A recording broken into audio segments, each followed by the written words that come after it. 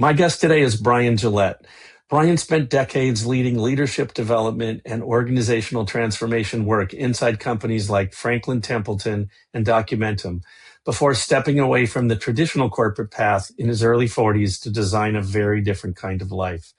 I met Bryan when I was CEO of Ardio, and I knew that he would be a great Zero to Proof guest because his career was never driven by status or wealth maximization. From early on, he focused on creating optionality, making disciplined choices that would eventually give him the freedom to prioritize family, purpose, community, and meaningful work on his own terms. In this conversation, we talk about the leaders who bet on him early, why joining the right boss often matters more than joining the right company, and how being surrounded by high performers forced him to raise the level of his own game. We also get into some of the pivotal moments that changed his thinking, include a period where he attended multiple funerals in a short span of time and realized he needed to fundamentally rethink how he was spending his own life.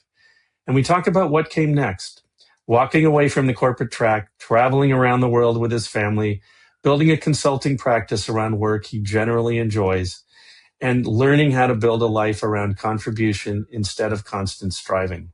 This is a conversation about optionality, intentionality, and having the courage to define success for yourself before someone else defines it for you.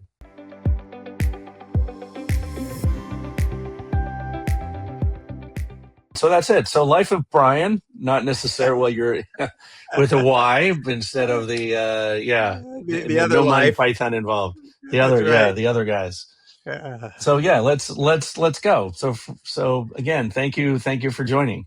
No, it's a pleasure to be here, Anthony. It's been a while. I think you and I met back in 2014. You were running a company, and I was probably about 2 years into my consulting practice, and you were early in that. Yes, I was early on, and I remember working with your organization. And what impressed me so much about you, Anthony, is I came in and you were really good at listening.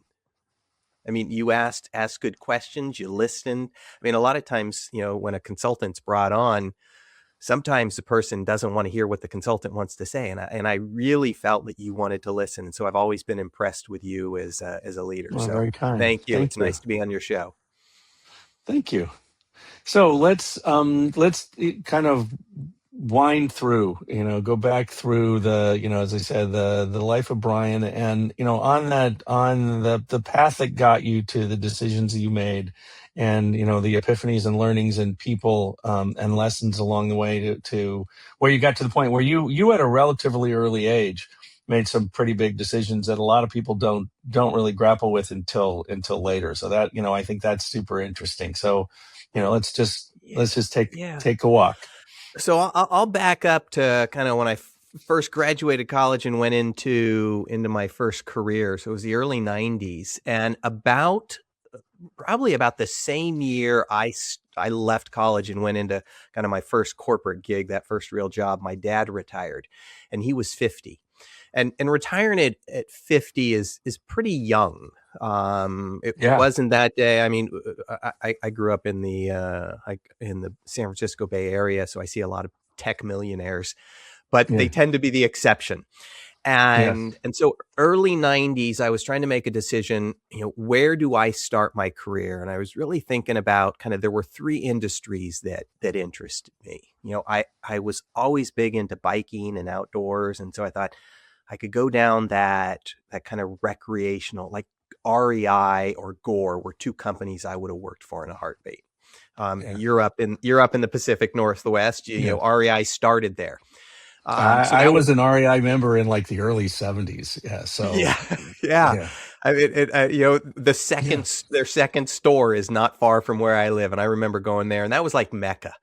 And so it was going into that industry. It was going into like technology. The internet wasn't that big at that point, but I always loved computers. I remember my first computer was an Apple IIe, and we were Same. flying. Yeah, same. Yeah, we were flying. We had dual floppy drives. Mhm. So that Yeah. was pretty high tech at the time. I think my Apple Watch has like significantly more computing power than that computer ever did. Orders, two or more orders of magnitude. Yeah, Probably, just yeah, yeah, probably just three. just Yeah, probably, yeah, easily. yeah, And so I love the technology, and I knew that was going to go somewhere, and it was just fun to be with, and so that was the second one, and the third one was financial services. I figured, if I could get some really good financial knowledge, it was just going to set me up for forever. And yeah, I ended up, so it was between those three industries that I got focused. And I ended up going to work for in financial services for a company called Franklin Resources, which is big mutual yeah, fund company. yeah. Huge. Hmm. And they were growing like crazy. Mutual funds were huge back in the early 90s, and then they've just taken off. And I got connected up with some great leaders. It was a phenomenal company to work for. I started out as in a management training program, which were fairly big at that time, not as big now. And just, I think what got me excited is I got to work with some really good people and people that would put me into things that I wouldn't think I would go into. And, just Talk kind about of, that. Talk about that for a minute. I mean, is a lot of people have had some version of whether they were sponsors, because what you described as someone who kind of bet on you yeah, is more than a mentor. People who sponsored you, and yeah. So it yeah. was people that they saw something that I wasn't seeing at the time. In And you, in me, yeah, and yeah, and they said, "Hey, Bryan, why don't you try this?" And we've always experienced, we all often experience kind of that imposter syndrome, and yeah. I'm no different. And so they would see it's like, hey, you could be really good here, and I would go into it a little bit kind of cautiously, but then I knew that somebody else thought I could do it, and so it just opened up a lot of opportunities. And so I always I learned early on, it's like, follow a leader. And I will often tell, as I'm talking to people that are getting ready to go into their first job or go into the job, I said, it's, you got to think about what the company is. You got to think about, are you aligned with the value, but are you going to want to work for that person, especially early on in your career? Join a boss, go and whatever they're doing. That's a really, really good, both insight and guidance for people. Yeah. Yeah. Because if you join the right person, even though it's not the job that you envisioned, they're going to take you places that you never thought you could do. You're going to learn things. And if they're really focused on you, they're going to make sure you're engaged. So, I mean, there's been several times where it's like I had the choice. It's like, okay, do I go to this place or do I do this place? And it's like, this boss is going to open doors for me that and kind of make me shine brighter than I can ever shine. So, Wow. So you're very fortunate to have found those. And what do you think it was about you? Because those people are equally making a decision about who do I want on my team. yeah. The flip side. What do you think it was about you that made people like that say, yeah, I want Bryan. Because that's a bet on that's a bet on, that's a non-trivial bet on their part. Yeah, I think, I was eager. I was just eager to do things. I was eager to try things. I was eager to kind of get involved. I wasn't just kind of happy with the status quo. It's like, let's go in and kind of analyze this. Why is this working? Why is this not working? So I think it was just that eagerness and that curiosity, and I would try things. Yeah. And so I think that was part of it. And I would listen, people would say, hey, you want to do this? It's like, sure, let's try it. Yep. So I think it's that eagerness, Anthony, that probably, I haven't thought too much about it, but probably got people interested in me. Yeah. Yep. And So and then you delivered for them. for the most part, I like to think I delivered. Yeah, well, you uh, would the yeah, engagement relationship would have changed if you hadn't. So I mean, I think yeah, it's both sides. It's, you stepped up into the people that trusted you as well. Yeah. Yeah. And I trusted them, and so we had this good relationship. And there's been two instances in my career where I worked for somebody and then I ended up going back and working for them again. So I left Franklin after about 7 years, and went to work. At the time, the dot-com bubble was going crazy. Went to work for a pre-IPO company. This was when I was gonna, this was my chance to make it. Yeah. And I went left Franklin, went to work for this pre-IPO company, and realized I didn't like the people at the company, and decided and then the people back at Franklin offered me this great opportunity. They solved some of the problems of why I left, and they just gave me some opportunities. It's like, okay, I'm going to try this out. I'm going to go back for a couple of years. And I Yeah. knew it'd likely be just a couple of years because the commute was long, and I Yeah. didn't want to go through that. So let's talk for a sec about the company that you went to. You didn't like the people. That's a pretty important recognition, because a lot of these are the things you learn. So what was it about? It's funny, companies describe themselves as pre-IPO. It's like, it's like, that's assuming you will have an IPO. But what was it about the culture and the people? Because you first talked about people, what you really liked about Franklin, the opportunity they gave you, the training they gave you, the people that bet on you, and then you went to this other company.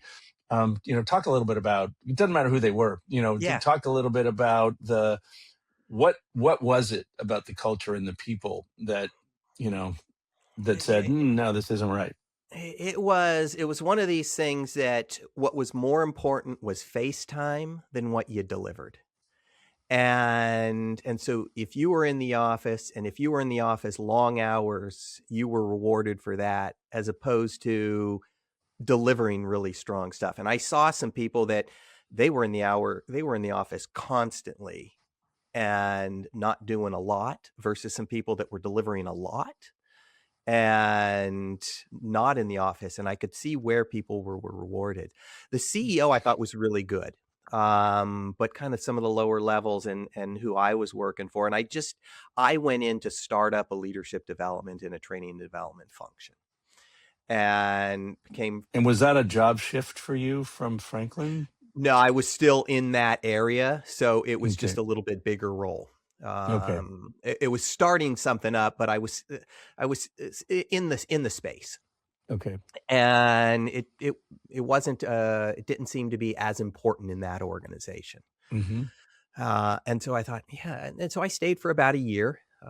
And then Franklin called me back and said, "Hey, Bryan, you want to come?" And I grappled with that whole thought of, I had seen people at Franklin who had been there their entire career, and I didn't want to be at one place my entire career. I need Yeah. that change. And Hmm. so I didn't want to go back and spend 30, 40 years in one organization. I wanted to be able to try Yeah. technology. I wanted to try different things. And so went back, and I was given some great opportunities, and enjoyed it. And then Did eventually, you, how much of going back to Franklin and the place you ended up was back to the theme you talked about the person you worked for? it was a lot about that, Yeah. Anthony. Yeah. I had conversations with her, and she said, we've got, at the time they were going through a fairly large merger, or kind of integrating two companies, and it was one of the biggest ones in the industry. And there were some big things that needed to be done. And they had not successfully done it a couple of times, and now they were trying, and they needed to kind of put a team together. And so it was exciting for me to be on this core team that was going to try to Hmm. make this happen. And so that was just this That was this big energizing. challenge. Yeah. Yeah, it was energizing. It was one Yeah. of these things that the company had failed at trying to integrate these two companies before, and they were going to try again. And I thought, if it fails, it's no loss to my career because it's failed before, but it's an opportunity to work on Yeah. something really big that could Yeah. try to succeed. And Yeah. it ended up working out. Yeah. So Well, congrats. Templeton, I guess. That was the Franklin. it was Yeah. Franklin Yeah. In Templeton. Yeah. Templeton. Yeah. Yeah. So Um, we were merging all of the customer data into one system, and it was at the time the largest system integration in the industry. yeah, cool. And so it's So fun to you went work back on and really big stuff like that. it's energizing and empowering to working on things that matter both for you and for the company that you're part of. Yeah. If you're, if you're working on something that isn't uh, that important to the company, right, it's just a very different feeling. So that's the other thing, is that you ended up in a role that mattered. I did. And we were in that case, fortunately we were successful. Yeah, Um, and then kind of fast forward, 20 to 2020 and that's a I'm going big to my, jump. it's a big jump, but we'll go Yeah, back, you'll but come back. Yeah, I yeah, want to link that in yeah, is I was asked to, for Franklin, I was asked to work on this big project and it's like, okay, is it going to make it? Is it not going to make yeah, it? It's like, we're going to do it. And then fast forward, I was asked in 2020, I was asked by our superintendent of our school district. We have about 15,000 students. He asked me to run a school bond to try to raise over $300 million. It was going to be a political campaign. And yeah, it kind of, where the parallels are is it was one of these things. It's like failure is relatively high, but yeah. success would be tremendously rewarding. Yes. And I had never run a campaign before. I had no idea how to do it, but I'm really good at managing projects. Yeah. And I thought, okay, if we fail, everybody kind of expected it would fail, but if we could succeed, Really? Yeah. there was a Wow. high level of people that it's like, oh, it's going to be hard to do this. It's too much money. Yeah. It's too much money. There wasn't the credibility with the school. Yeah. But for me, it was like, I think it's going to be this great challenge. And we didn't make it. We Yeah. missed it by 600 votes, but Oh, still, geez. I never have any regrets to kind of take that big leap and Yeah. try it.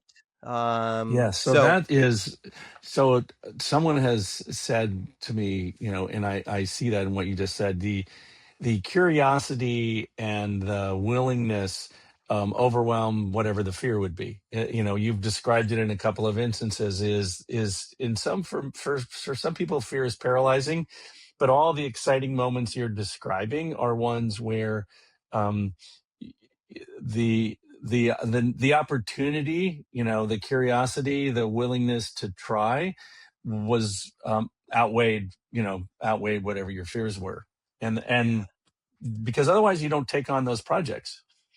You you don't don't. try. Yeah, And I yeah, think early on in my career, I was too hesitant to kind of jump in. I wanted to play it safe. I didn't want to yeah, fail. And and it wasn't until kind of, later on that I realized, I probably didn't fail enough. Um, you yes. know, I I I probably could have pushed it further, Hmm. and I probably could have been more successful, however you define success, but Yes. there would have been more trips along the way, and I probably didn't push it far enough. Yeah, that's also super great insights, because when you're looking at the decisions we all make in our lives, um, very few people that I've met regret the things they tried versus the things they didn't try. Jeff Bezos has a great anecdote. He goes, I look and go, when I turn 80, will I look back and regret that I didn't try something? And Yeah. yeah, so you just described that there. That's very good. And I fully kind of embrace that idea, as well, and I remember when I left Franklin, the second time I went to work for a technology company, relatively, about 1,000-person technology company, the best managed company I've ever worked for. Yeah. CEO Can was you say who it phenomenal. was? Documentum. Oh, CEO okay. was Yeah. Jeff Miller. Hmm. And we ended up, I joined there in early 2000, and just everybody on that executive team was smart. And it was amazing. When you work with really smart people, you got to raise your game up. Hmm. And I'm like, if I have the choice between being the dumbest person in the room or the smartest person in the room, if I'm the dumbest person in the room, I'm going to get smarter. If I'm the Yeah. smartest person in the room, I'm not going to get smarter. And Yes. so Yeah. Yeah. it it was a tough transition because I was going from financial services to technology, Yeah. and it required me to operate at a different speed and a speed I hadn't known before. And but it raised my game up, and so it was phenomenal to work at that company. And that's again, these epiphanies. So I have used the metaphor with people that, business is like sports, and if you're playing at the highest level, it's like professional sports.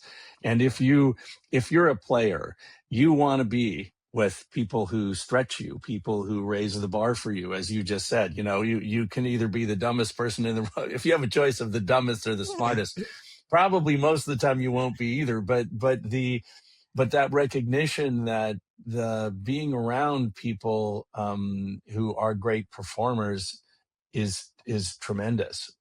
If you're not, some people are intimidated by that, but people who end up building successful lives, in my experience, embrace those things. I want to Yeah. be on the field. Back to your point about not failing enough. You know, what was it? It was Babe Ruth had two records for a long time, the most home runs and most strikeouts, Mm. and and for the reason that Big- you described. Yeah, yeah. if you don't swing, Yeah. you don't get any hits. But anyway, so you went to Documentum, and it was the people again. It, I mean, the it opportunity, but the people. it was the people. It was the my manager, who was the head of HR. He's still a good friend of mine now. I've worked for him twice, so he's another person I worked for twice. And I mean, you talk about the intimidation. There was a certain level of intimidation. It's like I think every job I've gone into, it's like, am I good enough for this job? And then I get in and it's like, oh yeah, I can do it. But Yeah. when you work with if you are if the people are there's a big gap between where you are and they are, then I think it's harder to make. Then that's when you feel Yeah. like, okay, I can't do this. But Yes. I think you want that gap to be just enough so Hmm. you're not cut off. Yep. So I went to work for Documentum, and again, my boss kind of gave me some good guidance. He threw me in some projects that were pretty big. I got connected up closely to the CEO, and I could see how a well-run organization worked. And I think what I started to learn there, when I was Franklin, it was kind of more, I would think more hierarchical. Hmm. And then when I started to go to Documentum, it started to broaden my sense of realize that you got to understand what all these different parts of the business do and how you got to build relationships, not just within your own function, but across other functions, because that's how you're going to get things done. Hmm. And so I just started to kind of broaden my level quite a bit. And then we got acquired by a much larger company, by EMC. Yeah. And I thought, I knew things were going to change. And I thought, I have this opportunity to do something different. I could go to another job, Hmm. or I always had this vision of traveling around the world and just taking some time off. I'd gone through a divorce a couple years earlier. I met this one woman who's now my wife, and I threw out the idea. I said, I'm thinking about kind of taking a year off and just going and traveling around the world. And do you want to do it? We didn't have kids, and it was one of these things. Go back to your regret comment. I thought, if I don't do it, I'm going to regret it.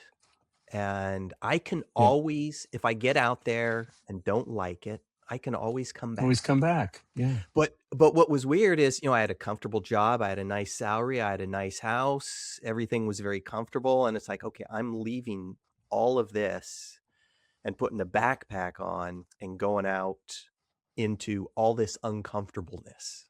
Yeah. But I kept going back to, it's like, if I don't do this now, I will regret it. Yep. And it's like, okay, let's do it. And I told my boss at the time, I told him like 6 months in advance, and I figured I'm just going to quit. Yeah. And I said, I'm going to quit in about 6 months. He said, don't quit. He goes, we'll put you on leave of absence. That's the type of character he was. He had really good character. Well, And that's what you talked about. There's some themes here of following of choosing people, choosing organizations, choosing cultures. The choices that, however intentional you might have been, yeah, the what got you to where you are was the choices that you made around that. Because a lot of people will be less thoughtful about who they work for, or they'll hate it and they'll stay, or they'll get into dysfunctional organizations which teach you bad habits and they don't leave. And yeah, and you had the internal fortitude, I will call it, to be willing to make some decisions that were biased around some pretty important value themes, well, and then w- and jumping and leaving. I mean, how old were you when you decided to go take off? so I was in my mid 30s. So kind of in the middle of, deep in the middle of a career. Yeah. When you're at decent earning potential. Yep. And I think to kind of go back to your point about, um, I had that fortitude. Where I think some of that came from is I remember I was in college, I was dating this woman, and I met her mom, who was a nurse. I mean, kind of toward the end of her career, she was a nurse. She hated her job. She did not have the flexibility. There weren't a lot of hospitals in her area, but she just hated it. And I thought at that point, I never want to be in that position. Yeah. I always want to be able to have that control where if I hate or don't like something that much, I Yeah. can go on and do something different. Yep. So so we traveled around the world for 7 months, and got engaged toward the end of that trip on the Great Wall of China. And it's funny because we knew we'd come back and get married. Our whole trip was, we're either going to come back on separate planes or we're going to come back and get married when we left. What's like, yeah, And so that was 21 years ago. yeah, And as we were coming to the end of that trip, we met a family and they had two young kids they were traveling around the world for a year. And I looked at now my wife Audrey, and I said, that would be pretty cool to do this with kids. yeah, And so at that point, we realized, okay, when we have kids, we're going to do the same thing, and we're going to take them around the world for a year. And we ended up doing that as well, kind of in 2017. So yeah. it goes So back to that regret. yeah, if you didn't, you'd regret. But you also, one of the things you talked about, another conversation we were having, is you made some financial decisions to create optionality for yourself. Because a number of people would say, "Oh, well, that's cool, Brian, but how did you ever afford doing that?" And so talk a little bit about the financial North Star that you had, Yeah. which is pretty unique. Yeah, Yeah, I mean, it goes back to when I started working, my dad retired and he exactly. At was 50. 50. Yeah. Yeah, and I saw if he could retire at 50, I knew my earning potential was probably significantly greater just because, of the background I had. He came from a much lower level. Unfortunately, his childhood wasn't great, and so he went into construction, and I knew that my earning potential was going to be greater. So if he could retire at 50, I knew I could easily retire at 50 as long as I was disciplined. And I've Yeah. always been fairly disciplined in my life. And More than so fairly, but okay. Yeah. fair enough, Anthony. Yeah. Yeah. And so that first job, it's like I'm going to maximize every retirement, all that retirement I can. Or if there's an ESPP plan, employee stock purchase Yep. plan, I'm gonna put as much as I can in there, and really good at the savings. So it's not like I had these huge windfalls, but it was just be disciplined and save, and money grows. You just invest it and it will grow. and it will Yeah. double every 7 years or so if you got it invested right. And Yeah. so that's what allowed me to do it. And I didn't go out and like, I'm not going to go out and buy a new car every couple of years. It's like, Yeah. I'm going to be very disciplined about how we do this. So Yeah. that allowed me to make some of these financial decisions. And it goes back to that mom I was talking about, how Yeah. she was constrained. She had to work. Yeah. And I never wanted to feel like if I don't like this job or if I get laid off, it's going to be a huge problem. And it's like, Yeah. okay, how do we make sure we got that money set aside that you could last for a year or 2 years or so? Yeah, and it's not being rich. I mean, I think one of the things that, people look at, some of the things that you've done, and they'll, like you said, they'll assume, oh, you must have had a big windfall. You're from, Silicon Valley area. And the answer is no, that isn't it. And by the way, a lot of people who make a lot of money, it goes away. They blow it. I'm sure you've seen a lot of it. I mean, it's, Seen it. the lack of discipline, or the lack of discipline in this area. So the fact that you had that guidance, my father retired at 50, so I could, Yeah. the definition of retirement has evolved during that period of time as well. And Right. then the other thing, probably equally as motivating, is I do not want to end up like that nurse, um, miserable and trapped. Yeah. And I'm gonna choose different. So keep going. Yes. So it was kind of seeing my dad, and you're right. The definition of retirement has changed. Yeah. And I remember having conversation with him when he did retire, and he said, there are no books on how you retire, because one day he was working, and then they had his retirement party, and then the next day he and my mom got into their Volkswagen van again, and they went and drove across the US. And so he did not do any work. He had Retirement some. meant retirement in a historically classic sense, which is stop Correct. working. Yeah. Correct. Yes. And I always knew that when I, for lack of better term, retired, it wasn't going to be that definition that you just said. Yep. It And that's a was lot because of the theme of this, this podcast, and the narrative for me is, you don't want to stop. There's so much of your life that's not about the money, about being involved and working on things with like the campaign you described for the school district. I mean, we get value out of purpose and mattering and engaging, and so, I mean, you introduced me to this guy Dennis Hoffman, who's just is writing about this. It's a theme of the moment. Okay. yeah, And I don't know if you, I don't, one more thing is, I don't know if you ever watched the Grammys, but on this year's Grammys, Pharrell Williams got some Lifetime Award, and I think it might have been the Dr. Dre Lifetime Award, I forget exactly. And he stood up and he just said, I just want to say, one thing. He said to this group of people, never stop working. Our energy and our joy and our passion and our contribution for this group comes out of the music that we make. yeah, Don't ever stop. Um, yeah. and I think that for me is part of the theme here, and you're still going. So, I went on to work for a couple other companies. My kind of last corporate company, there were some things that it's like, ethically, I'm not in a line with some of the things they were doing. And I was trying to decide, what do I do next? Again, do I go to another corporate job? And Mhm. I was at that point where, in the previous 5 years, I had been to a dozen funerals.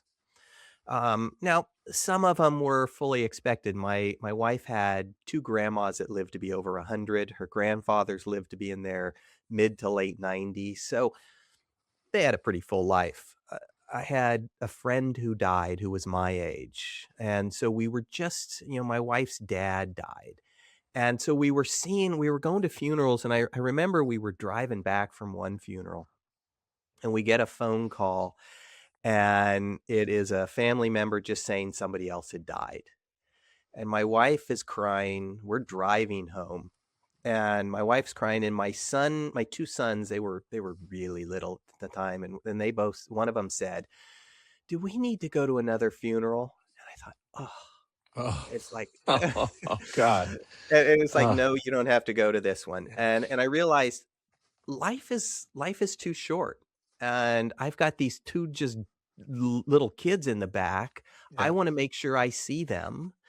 And I also, my parents are still alive. They were alive then, and I want to make sure that I can spend some time with them.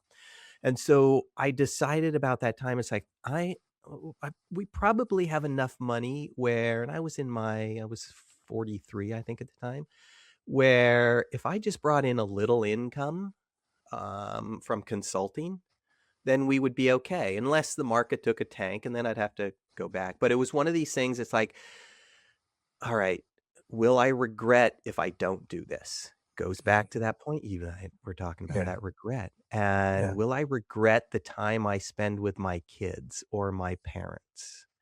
Yeah. And I will tell you, no. I always knew I could go back and get a job Mhm. if I needed to go back in the corporate world. And that was, I mean, I remember just going to these. I was driving to one funeral. We were in the middle of, I was working full time at this time. I was in the middle of an acquisition, and I'm driving up, and we're working on the deal. We're working on the deal. And I got to go because I needed to walk into the service. And it's like, ah, I need to kind of reevaluate where my Yeah. priorities are. And Yeah. two of them are sitting in the back of this car. Yeah. So that was kind of a pivotal thing, Anthony. And now I have one kid in college. My youngest son's going to be going off to college in about a year. He's doing an exchange program in the Netherlands. So in a sense, both kids are gone. Yeah. And I'm at that process. It's like, okay, now what's next? Yeah. And you're probably going to ask me what's next, and I'm trying to figure that out. Figure that out. Yes. So You know what's not next is I do. stopping. Right. Yes. Right. And so, the thing you mentioned is, um, you don't need to be all in on one thing. So what I've found is that you're getting, people get to a place, if this is a goal, where what's the portfolio of things that are going to be in my life? You mentioned it when you decided to go try to be independent. It's like, okay, I don't, I need something. Okay. But that something doesn't need to be everything. And so you set the bar at a place. And I think, for people who are, there's an age group here of a band, but people, it's like, I've had enough success and I've learned enough. I'm not done. And so, but to your point, it doesn't need to be another job. It doesn't need to be another full-time thing, but there's, always be curious. So, how are you thinking about what, somebody sort of said very well, it's great. Looking backwards, look backwards 5 years from now. All right. Mm-hmm. Because, I forget love that. going, you could go super far, but if you work backwards from 5 years, 5 years from now, what are the things that are going to matter to you in the Yeah. next 5 years? Your kids are about to be gone and now you're in another phase. Yeah. And I think it's where am I making a difference in society? Okay. And that's why, I remember when I left that corporate job, and I was walking the kids to school. They were in elementary school. I was walking the kids to school every day. Me and my wife would walk the kids. And it was an uncomfortable, in some ways it was like, this is the coolest thing. But there was a little bit of uncomfortableness, because I always thought people were looking at me going, what's that deadbeat doing? Does he not work? So Yeah. again, that was in my head. You were It worried about was, what other people thought. I was. And finally, it's like, well, I got a darn good life. Why am I worrying about this? But it did. It's like, okay, what's important? Where do I get involved? Yeah. And so when that superintendent called me up and said, "Hey, Brian, do you want to run this campaign?" It aligned with my values. It aligned with kind of what I want to do in the community, and it was a big challenge. So And energizing. I want to go back to your deadbeat dad question. yeah. A long time ago, I read a book that really impacted me in that way, and it was by this woman named Terry Cole Whitaker, and it was, what basically the title was, "What Other People Think of Me Is None of My Business." Mm, And you can't. It's very, very unsatisfying to go through life trying to either care about or manipulating what other people think of you. If what you're doing is good, if what you're doing is dark and evil, that's a very different question. But if you're following your heart and you were taking your kids to school, how rare. The other flip side is how many dads drove by and said, "Oh my God, I wish I could do that." I bet there's a lot. Well, it was funny because I was talking to a friend of ours who we got to know kind of through kids at school. And she said, "How does my husband get your gig?" Yes. And I thought, Uh-huh. okay, I guess I'm doing the right thing. And I pinch myself. There are days that, I mean, it's hard to go from being an executive. You probably realize this, and Oh yeah. where like you think you're the most important person, Well, and that's a different discussion. Yeah. but you're like making a difference, and you're going, and your Yeah. calendar's full, and then where your calendar's not as full, and there are times it's like, okay, I could I do more? And so I Yeah. ask that question at times. It's like, am I doing enough? But then I have to kind of, it's like, okay, I'm doing the things I want to do. I mean, I was just looking at my calendar, kind of what I have over the next 3 weeks, and it's a pretty busy 3 weeks. Yeah. But I've got like I'm volunteering for FIFA for World Cup because it's going to be in the area, so I've got a fair amount of time there. I've got a guys trip where we're going mountain biking next week up in Tahoe. And then I'm doing some consulting, and so I'm doing some work. So it's that mixture of, I've got volunteer, I've got time with friends, and I've got kind of the Some work that work. engage me in different levels. Yes. Yeah. And it's It's like, that that's it. portfolio of life. Yeah, that's it. I mean, that's, when you say it's like, how does my husband get that job? That what I found that is a lot of what people aspire to is when you're in a full-time job, it's a full-time job as you described. The challenge is how do you integrate family? How do you do those things when you get to a point of optionality? You have some optionality. um, you're looking at and designing, kind of to the question I asked, you're designing, it's like I want to be involved with some, I call them volunteer. Maybe whatever the type word is, volunteering is fine. Some of it is friends and travel, and social. There's probably a big family chunk in there, but there's an itch that you want to keep scratching. Yeah. Professionally, you ended up building a career of practice around around advising and consulting and mentoring, and so you're able to do that. But it's that combination.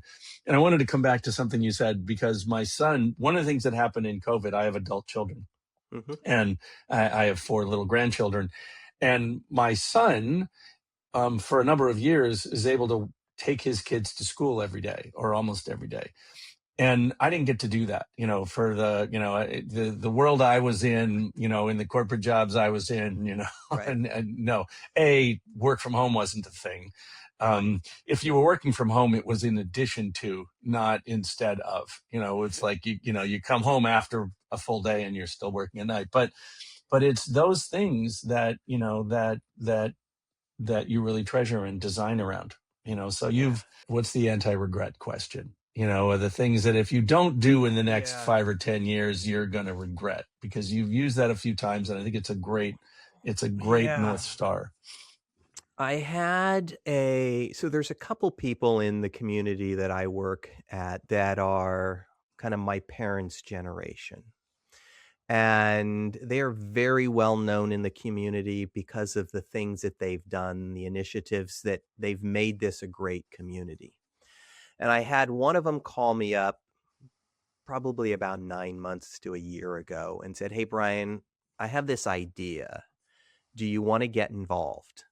And and the idea didn't grab me that much, but the person who called is the type of person who I want to be kind of thought of when Yeah. I'm in that next generation. Yeah. And so I thought, all right, I could learn from this group of people of what it means to be a good citizen in a community. Hmm. And I'm going to say yes to that idea. And the idea has started to grow on me.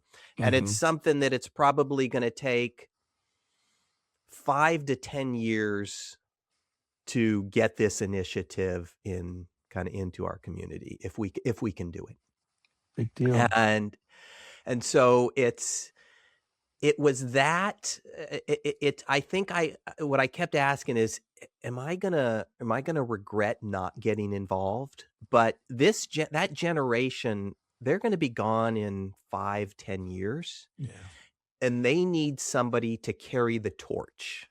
And Hmm. so part of it is I feel like it's my responsibility to step up as they move on Yeah. or move out. And Hmm. so that's kind of, I want to look back at 10 years and say, okay, I did something big for this community, and I kind of carried the torch so that being that community citizen didn't end. It's not going to end with me.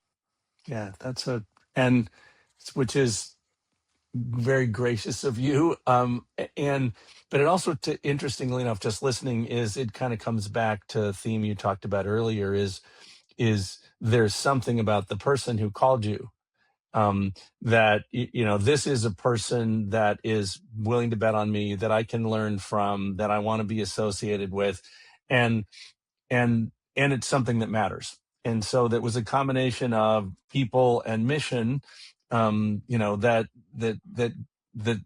hooked you again. and Yeah. and so, but that's the thing, I think, um to some degree, as long as you're able, that's what you never want to not have. You don't want to get up, Yeah. and I think, and feel like you don't have something in your life, in addition to that balance. That's not going to be 100% of your life.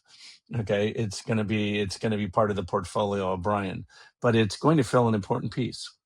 It is. And when I get those phone calls, because, and I'm sure you get a lot of them. Hey, Anthony, will you be on this board? Will you volunteer here? Will you Yeah. give money here? I'm sure you get a lot of that. And when you're kind of when you're kind of at our age, we get it. Yeah. And I always ask myself 3 questions. I ask, okay, is it align with my values in the areas that I want to work in? Hmm. Are they are they with people that I want to be engaged with and kind of work with? Hmm. And then, is it something I will learn? And if I can't, and will I learn something by doing it? And if I Yeah. can't answer yes to all 3 of those, it's really Yeah. easy. It's like, Yeah. I'm not going to do it. But if I can answer 3, then okay, now I need to kind of prioritize it with the other things. But there's a good chance I'm going to say Yeah. yes. Yes. Yep. Well, and those, that's the same theme, pretty much, that runs through life. Is it a purpose I want to be involved with? Are they people want to be involved with? Am I going to learn something? And so that North Star is always there. And you do have to choose. A lot of people, I think, aren't as thoughtful and rigorous about the choices of where they end up, Mhm. so I think that, for me, you exemplify thoughtful. You exemplify kind of thought. Well, you talked about it, the discipline at the age you had. Of My dad retired at 50, which is, other than people who came out of the military, I mean, that Right. almost never happens. That you've made a set of choices all through your life, which enabled you to be at the place you're at. Which Yeah. I'm sure there's a lot of people who would say, how do how do I get what Bryan has? And it isn't because you maximized wealth. I think the other thing that's really important is, everybody has a different definition of how much is enough to give them the independence and freedom. But, not once did you talk about wealth maximizing as a goal. Yeah. I could have easily, if like I would have stayed and worked those years, I would have had like way more money than I'd ever need. Right. But it was like, okay, my kids are going to do fine when I die, but I don't need that much. Yeah. And So most I people need, don't, but it's the one, I think, one of the one of the wonderful things about the way you describe your life and your journey is that never came up, other than your own discipline. It's because you find a lot of people, you're in a tech centric part of the country. There's a lot of people who are, I'm going to start a company and, I'm going to be a unicorn. I'm going to start a company and I'm going to do this. And that's the wrong North Star. That's a byproduct of, of a bunch of other things, but, as a thing in itself, no. But anyway, look, thank you so much for your time.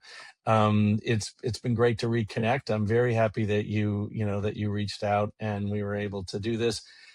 Thanks for listening to this episode of Zero to Proof. You can find more info about our mission and bio and backstories on our guests at zerotoprove.org. If you enjoyed Zero to Proof, please follow us or subscribe, give us a nice rating, and if you are so moved, please write a review. This helps us show more people what is possible when you decide to live life on your own terms. Until then, I'm Anthony Bay. This has been another episode of Zero to Prove. Take care.